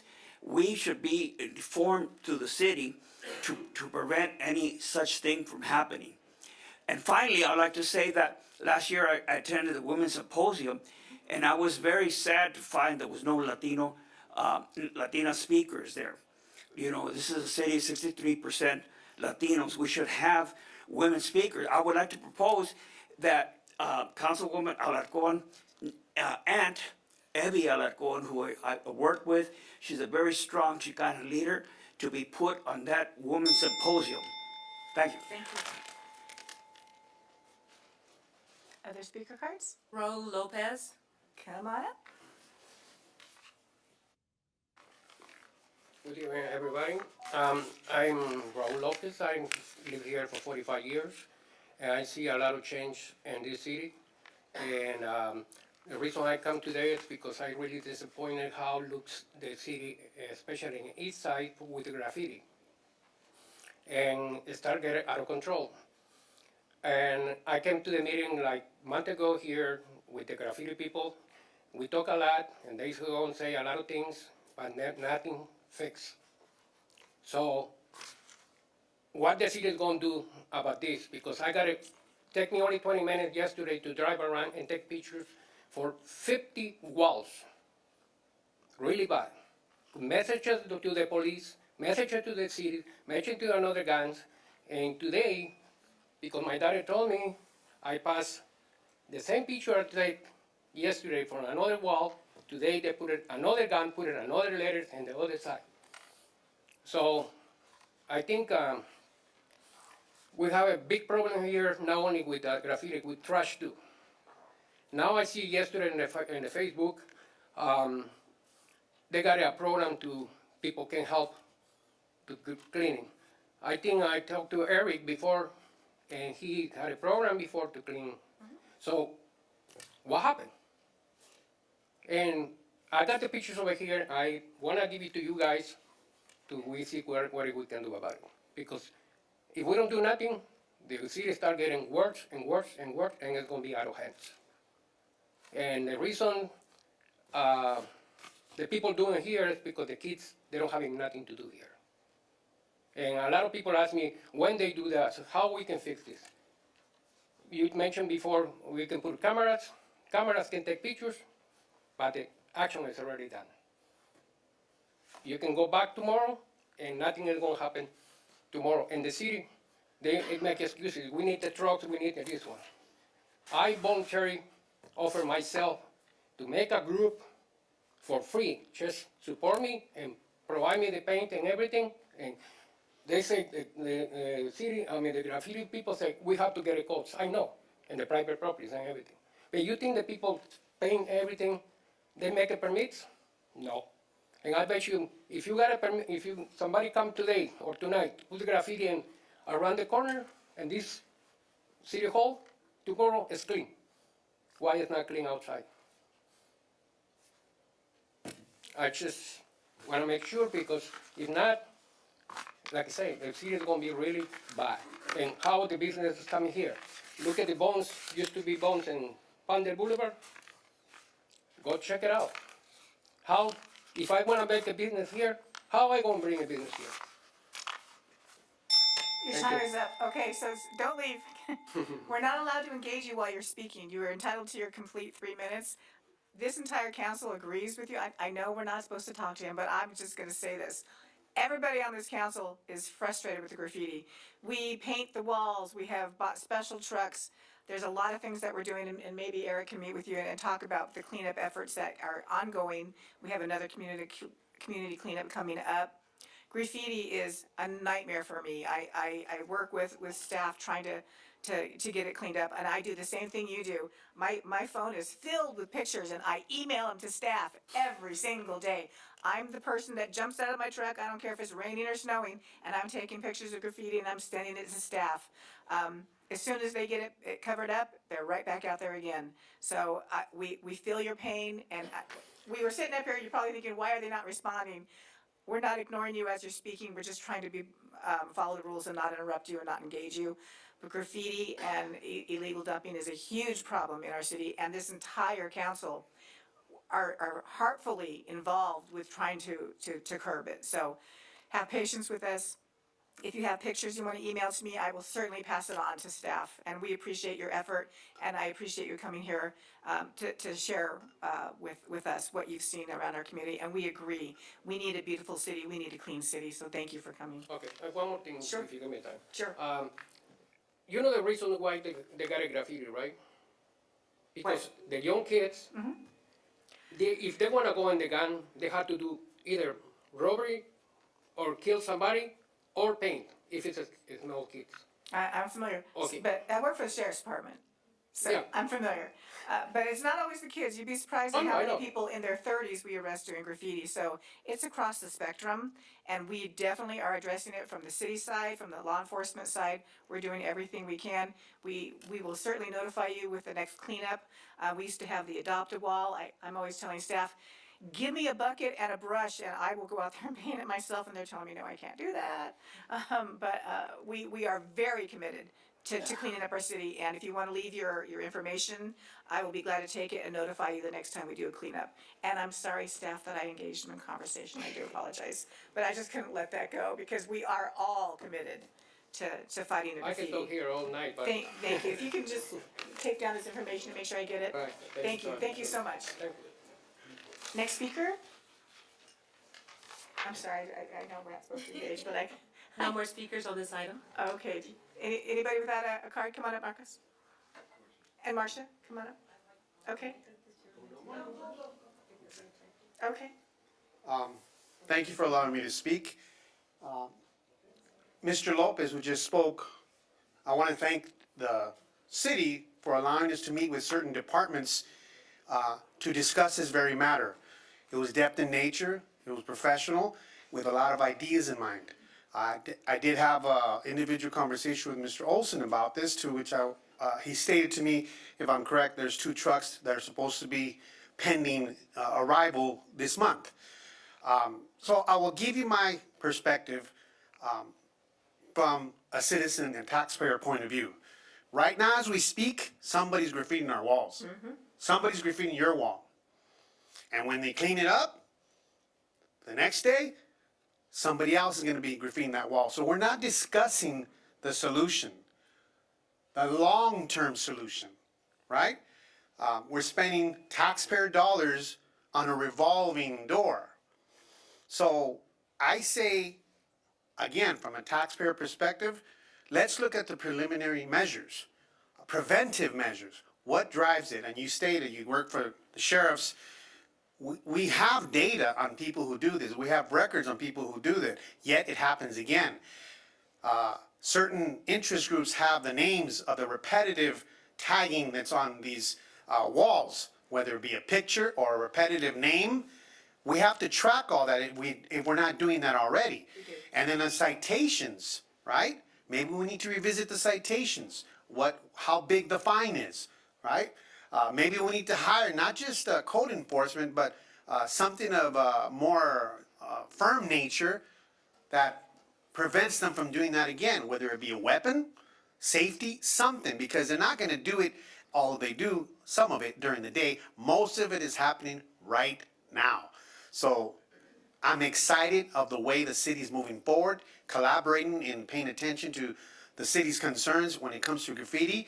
But I also feel we still need to meet again with the powers that be to come up and collaborate with better ideas to get rid of this entire area. Because I can guarantee you, if you live in that area, you would show more interest. If you live in that area, you would show more interest. Thank you. Thank you. Marcia, come on up. I forgot to look at the clock last time. So I'm gonna see, is my clock here?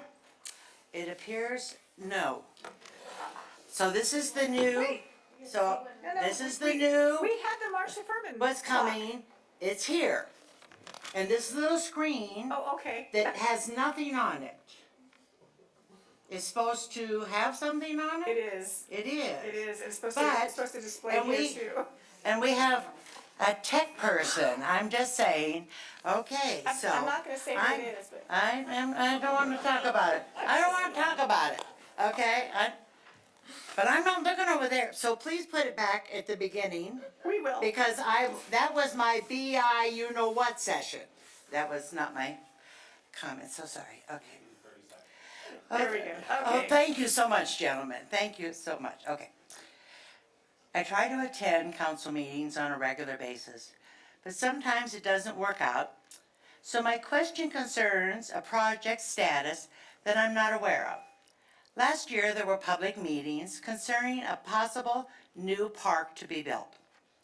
Is that park still in the process of possibilities? Or has its $100 million price tag, without adding in land and infrastructure costs, been put on the back burner, or has it been incinerated completely?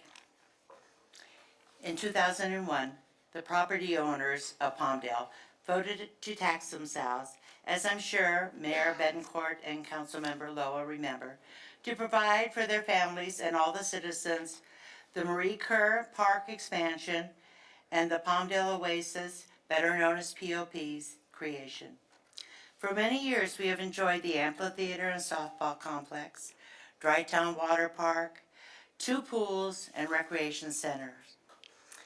Before the bond vote, the public was informed of the facilities to be built with one stipulation. I believe this was the key to the bond's passage.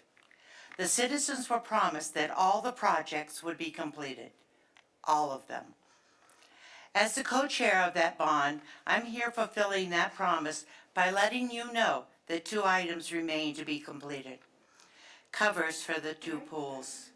Of course, I understand these projects would be major, both physically and financially. But their completion is a credibility issue for this council. Palmdale citizens took on this financial burden because Los Angeles had let them down over and over again.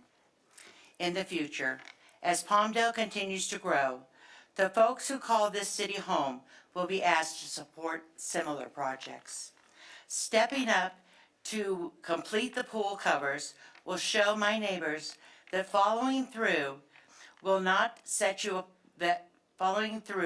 set you apart from those elected officials down below and give us confidence in your future projects.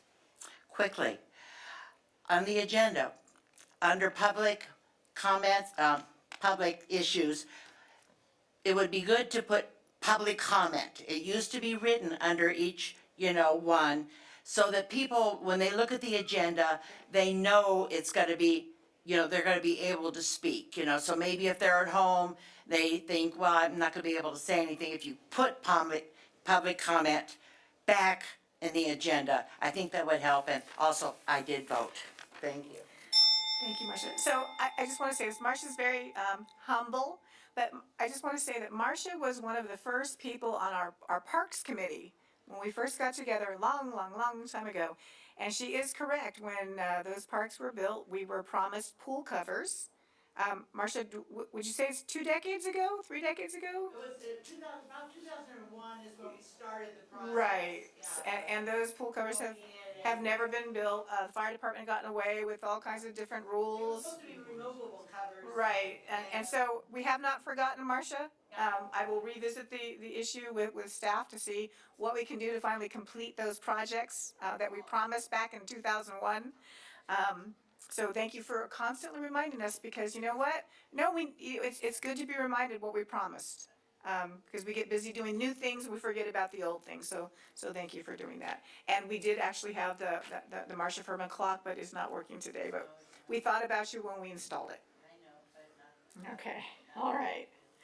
Any additional speakers? Okay, so we're gonna go ahead and close public comments on non-agendized items. And now we'll move on to item number 17, informational reports. Most members, I believe, have submitted their agendas, their committee memberships online. Is there anyone who would like to verbally discuss what they have done over the last month?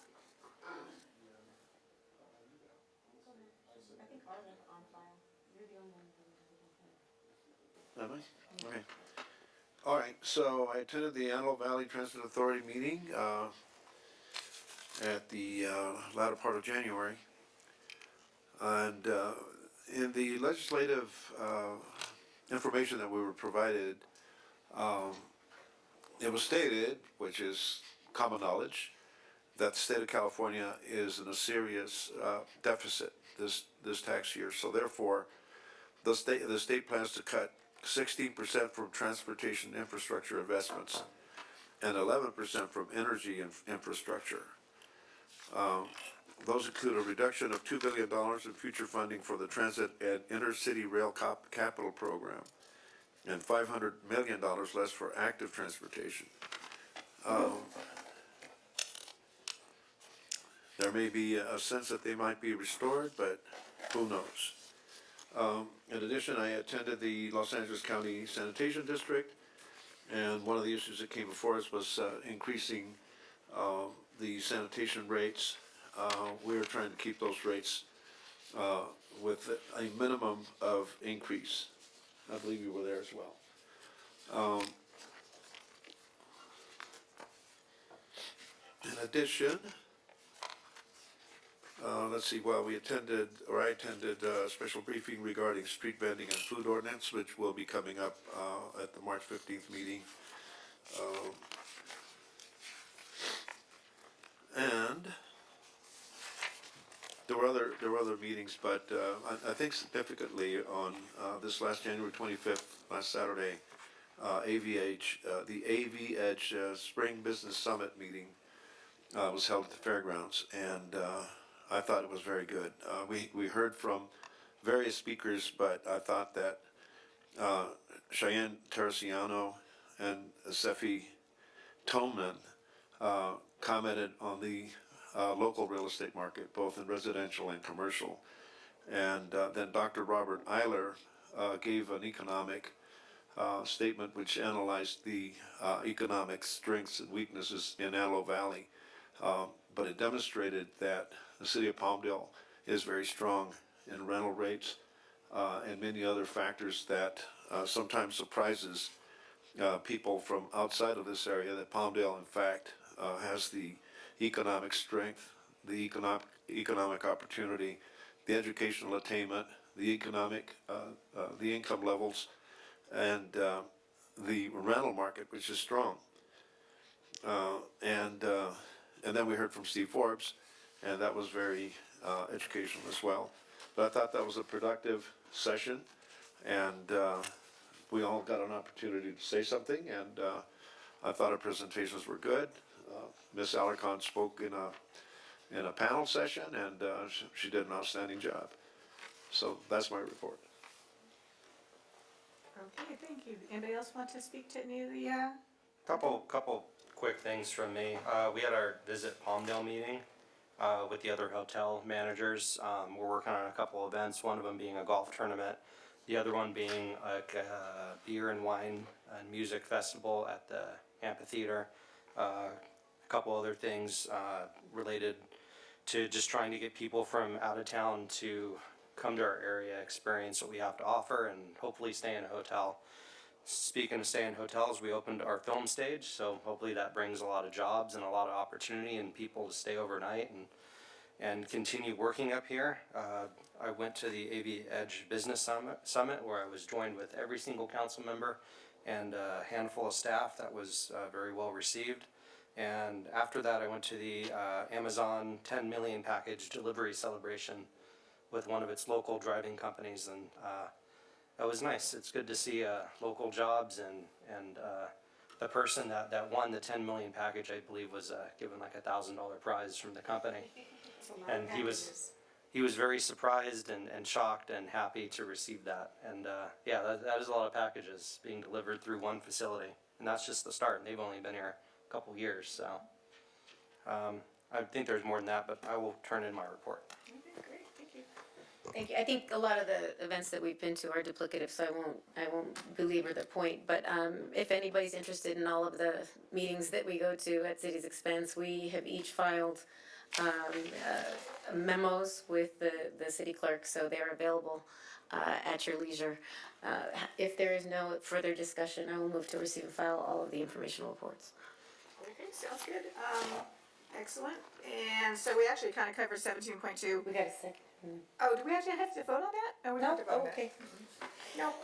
And then 17.2, we've already kind of covered that by talking about meetings at public expense. So we're going to move on to item number 18, City Council requests for new agenda items. What would we like to talk about next time? So I've got one thing, and then before we close out, it's not a new agenda item, but I just want to make a comment before we close out after the city manager's report. But in light of the well-received response to the grand opening of Palmdale Film Stage, again, compliments to Councilmember Bishop and the entire city team for bringing that to fruition. I've gotten so many comments from folks that are lifelong Palmdale residents, but also lifelong film industry, advocates, or they work in the accounting department, or they do their own production companies. So it sort of gave me an idea, thinking, well, we can't do everything. Maybe it would behoove us to establish a film commission made up of our residents who could help advocate and pitch new ideas as to how we can promote our film stage. So I'd like to ask our city manager to come back with a report on the feasibility of establishing how we would, navigate that if it requires an ordinance change and that kind of thing. But I think it's something we should be able to tap into our local talent, and see what new ideas they can bring to the table. Great, sounds good. Sir? A few council meetings ago, I asked to bring back a discussion on the creation of a criminal justice committee. I'd like to get an update on when we might hear back on that. Hearing the public comment tonight, there's still concern of the graffiti illegal dumping issues, and I kind of see that as an appropriate place to come to get those answers. We could get a monthly report from a graffiti detective. We can get all sorts of information and accept input there. So I just want to put that back out there again. We'll bring those back in March or the first meeting in April. We're still doing some fact finding on exactly what that should look like. Thank you. Okay, any other requests for new agenda items? Not a request, but just shout out to our public works guys. I know they got their hands full. I know a large part of my district was flooded over the weekend, and let's do what we can to help those guys make sure they continue to have the resources they need to clean up this city after all the storm passes through, which hopefully should be soon. But yeah, a lot of things underwater this weekend. Yeah, absolutely. All right, then, moving on to item number 19, the city manager's report, please. I will be brief, but there is a lot. I won't belabor anything that we've already talked about. However, some items of note for the public. We did have a faith-based listening session with Supervisor Barger last week at Highlands Church, where many organizations came together, both faith-based and community-based, to discuss some of the biggest challenges in our area. So we look to continue that conversation among them and with them here in the city of Palmdale as that moves forward. Last night we celebrated the Saves Palmdale Partners Academy, the Palmdale's Partner Academy, graduation with several members of the public that now are eligible to become ambassadors for our community. For anybody that doesn't know what the Partners Academy is, it's a intensive, several month long process of getting to know our city, where you interact with our directors and our leadership team to understand exactly what makes a city tick and how ordinances are passed and how budgets are passed and what events you can be involved in and things like that. So that was a really successful event yesterday evening.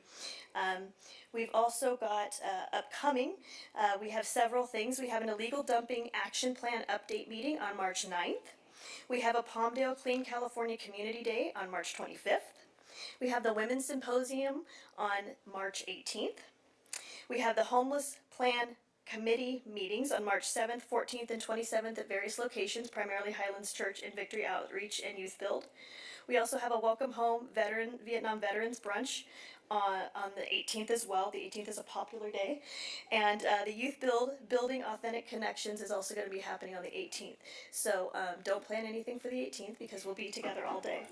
And last but not least, well, actually two more things.